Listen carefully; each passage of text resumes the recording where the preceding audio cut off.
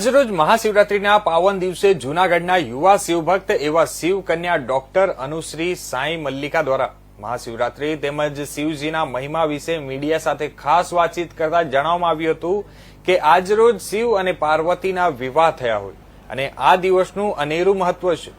આ સાથે મહાકુંભ મેળાની પણ આજરોજ પૂર્ણાહુતિ થતી હોય છે અને સમગ્ર ભારત વર્ષ આજે શિવમય બની જશે।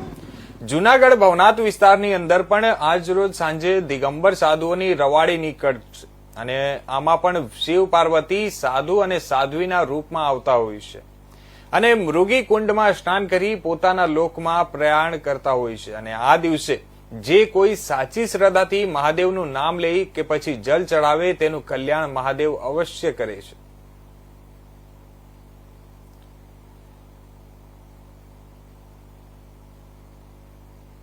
जय भवानी भवनाथ, जय गुरु दत्तात्रेय, जय श्री सोमनाथ। भगवान श्री महाकाल, माता पार्वती, जगत पिता महादेव, जगत माता पार्वती ના શુભ વિવાહ એટલે મહાશિવરાત્રિ। અને મહાશિવરાત્રિ આજ રોજ 26 તારીખ, આજે જ મહાકુંભ બી આખું શિવમય બની જશે।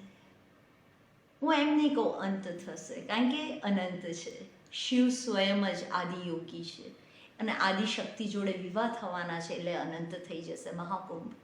અને આ મહાશિવરાત્રિ એટલે જ બહુ જ મહત્વ ધરાવે છે, અતિ વિશેષ છે। આ જ રોજ જે પ્રેમથી ખાલી શિવ ભોલેનું નામ બી લેશે યા એક લોટો જલ બી અર્પણ કરશે શિવલિંગને, એની તમામ મનોકામના સ્વયં શિવશક્તિ પૂર્ણ કરશે।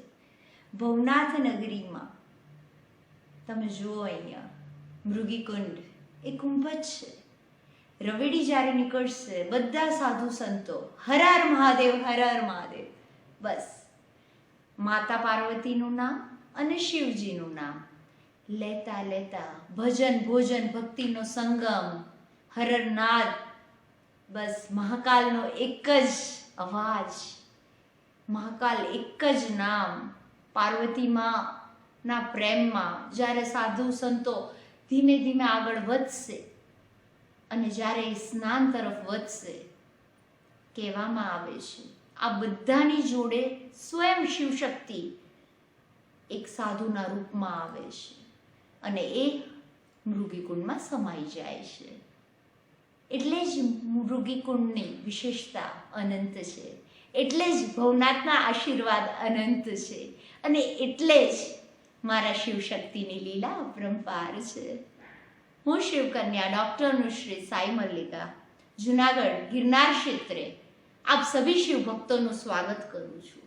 આવો અમારા ભવનાથ ભવાનીના દરબારમાં, તો બોલો જય શ્રી મહાકાલ, જય ભવનાથ, જય સોમનાથ, જય મા।